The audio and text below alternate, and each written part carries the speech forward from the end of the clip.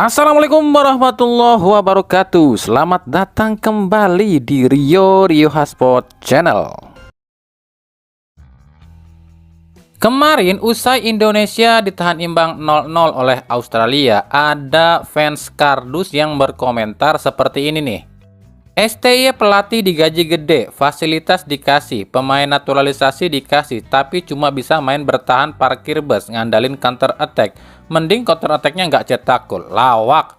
Minimal kalau udah dikasih yang katanya pemain Eropa itu, main gaya Eropa, berani nguasai bola, dikte lawan, ciptain peluang sendiri, main nyerang, lol. Jangan alasan Arab dan Australia di atas kita, faktanya di lapangan mereka B aja. Permainan mereka nggak ada hebat-hebatnya, kualitas sama. Kayak kita seharusnya bisa menang. STY out, ganti pelatih Eropa sebelum terlambat. Kasihan pemain naturalisasi disuruh main bertahan mulu, itu kata dia. Dan ternyata di kolom komentar banyak yang setuju loh sama ucapan nih fans kardus. Aduh, ternyata masih banyak ya fans kardus yang nggak ngerti bola sama sekali, yang taunya cuma trofi.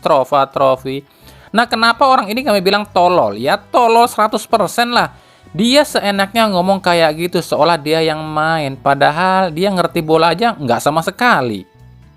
Nih ya, saya jelasin nih buat kalian yang sepemikiran sama orang tolol ini. Misalnya lu nih atau kalian main bola, sementara kalian ini cuma pemain amatiran, ngelawan tim-tim yang pemainnya diisi oleh pemain grade A. Bisa nggak kayak gitu ngomongnya? Yang ada kalian cepirit di celana. Orang kalau paham bola nggak mungkin komentar kayak gitu. Faktanya 25 pemain Australia yang main kemarin itu semuanya grade A. Hampir 90%-nya main di tim utama di Liga Utama Eropa. Lah Indonesia dari 25 pemain cuma 3 aja main di Liga Utama Eropa. Jay Ijes, Martin Pas, dan juga Calvin Verdong. 3 pemain grade A Indonesia ngelawan 11 pemain kelas 1 Eropa. Apa nggak babak belur tuh? Bisa nahan imbang aja udah bagus. Pakai sok-sokan nyalain Sintayong dan lain-lain.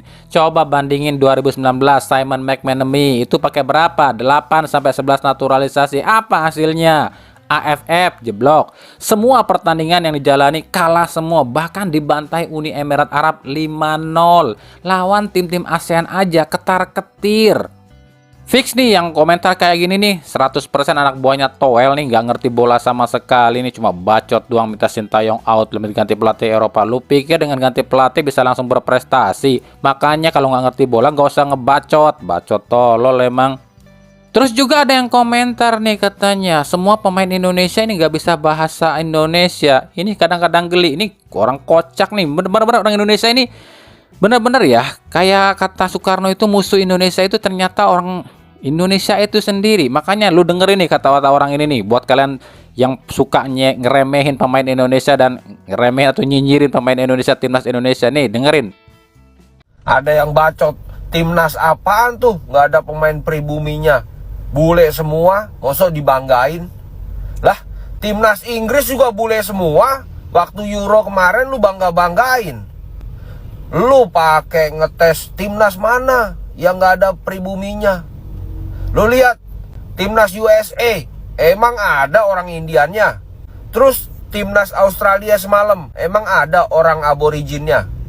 Berapa orang asli aborigin?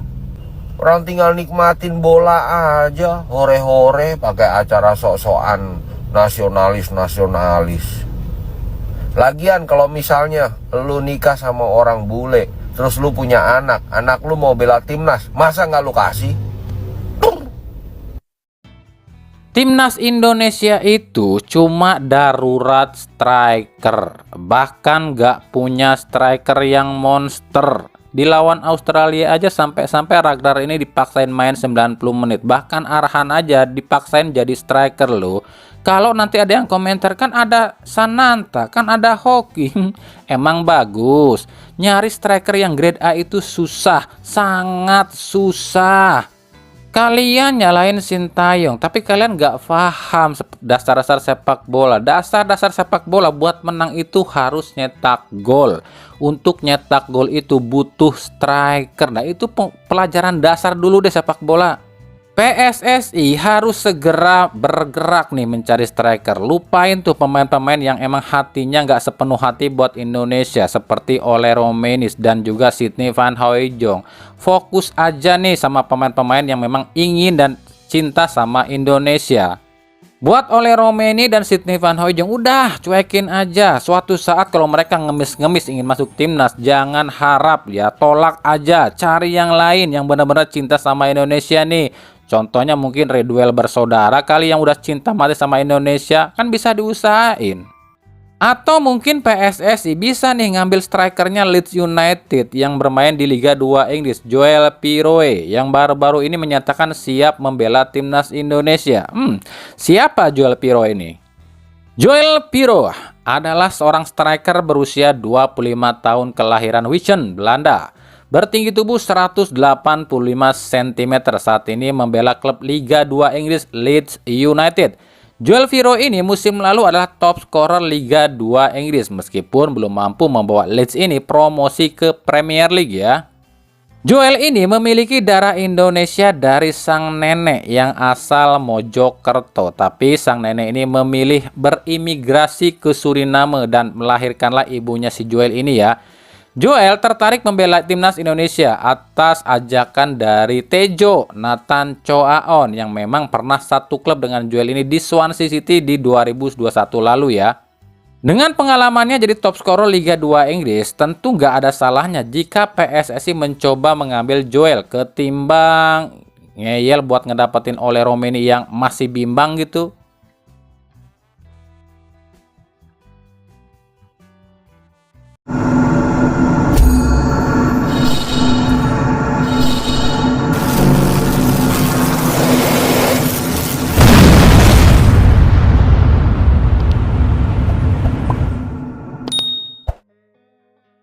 Lanjut ya, ini juga yang lagi rame nih, yakni soal pemain Bali United yang handsball di kotak penalti saat lawan Arema. Nah, pertanyaannya, kenapa wasit nggak bilang ini handsball? Padahal jelas-jelas itu handsball ya. Pasti kalian juga bingung nih ya.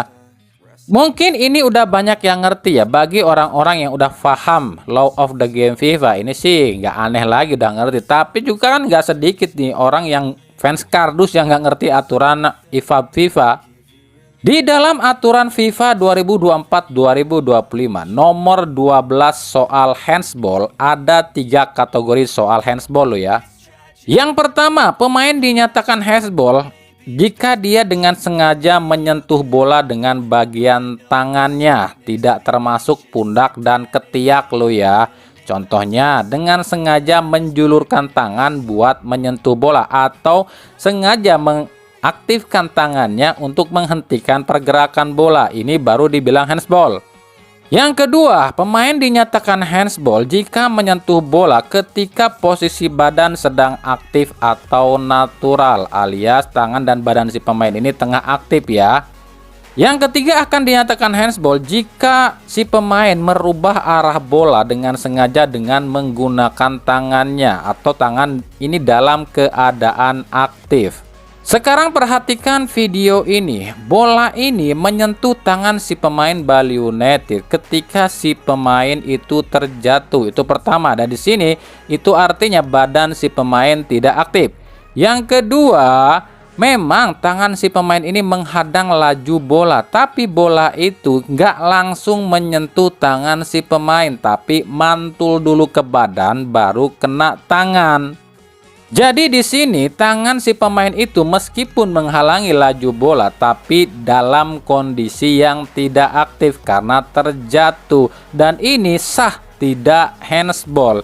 Cuma pertanyaannya adalah apakah semua wasit di Liga Indonesia hafal dengan law of the game ini? Kan enggak. Wong buktinya aja yang lakukan pelanggaran untuk menghadang serangan balik nggak dikasih kartu, apalagi ini. Kan banyak wasit-wasit kita yang nggak ngerti law of the game FIFA. Padahal di nomor 10 law of the game FIFA itu ada loh, pemain yang menghalangi pergerakan lawan untuk lakukan serangan balik itu hukumannya wajib kartu kuning. Jadi ya untuk di masalah seperti ini tuh balik lagi ke wasitnya sih, udah hafal apa enggak nih aturan FIFA, paham ya?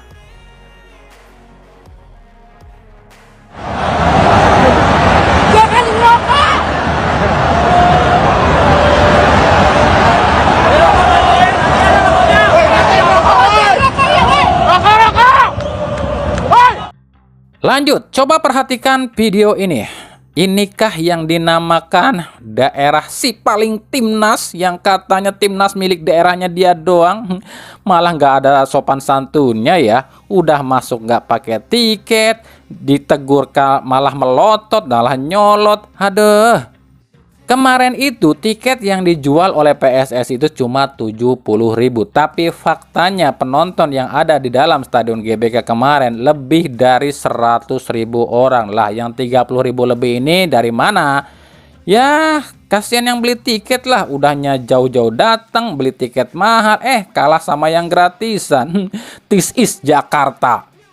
Nah, atas kejadian ini, PSSI ini langsung bergerak nih dengan akan memperketat penjagaan tiket di GBK. Nah, ini pernyataan PSSI melalui Arya Sinulinga ya. Pak, mengenai adanya supporter tanpa tiket memasuki Stadion GBK nih Pak, bagaimana ya Pak? Ya, kami sudah mengidentifikasi tadi malam adanya penonton tanpa tiket masuk ke dalam stadion. Ini setelah sekitar pertengahan pertandingan kami lihat kok tiba-tiba ada beberapa titik itu yang sampai di tangga pun ada diisi. Kami akan melakukan identifikasi dan investigasi lebih detail apakah ada orang dalam yang bermain. Dan ini Pak Ketum sudah meminta kita kalau ada orang dalam kita akan langsung tindak karena ini sudah melanggar ya. Di samping itu hasil evaluasi singkat kemarin kami akan melakukan perubahan total manajemen keamanan khususnya untuk masuk dalam stadion. Sekarang paham dong dan bener dong apa yang sering kami bilang, Erick Thohir itu dikelilingi orang-orang busuk di PSSI. Arya Sinulinga aja bilang ini tuh ada keterlibatan orang dalam. Makanya kami sangat setuju ketika Erick Thohir ini akan merombak total PSSI.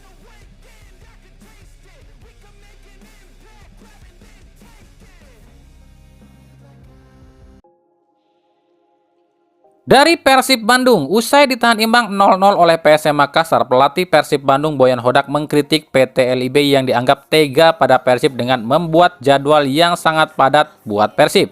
Menurut Boyan Hodak, 6 laga dari 22 hari itu sangat menyiksa para pemain, apalagi dengan kondisi pemain di Indonesia itu ala kadarnya soal fasilitas. Di luar negeri memang pemain rehat 3 hari itu sudah biasa sebab fasilitasnya pun ya sudah luar biasa seperti jet pribadi membuat pemain ini nggak kelelahan. Sementara di Indonesia jangankan jet pribadi malah kemana-mana naik komersil dan juga makan seadanya tapi jadwal sangat ketat. Hodak mengaku telah meminta agar jadwal Persib ini diubah oleh PT LIB tapi tak dipenuhi oleh PT LIB. Sementara Ketum PSSI sendiri meminta agar Persib ini berprestasi di AFC. Jadi Hodak ini serba salah.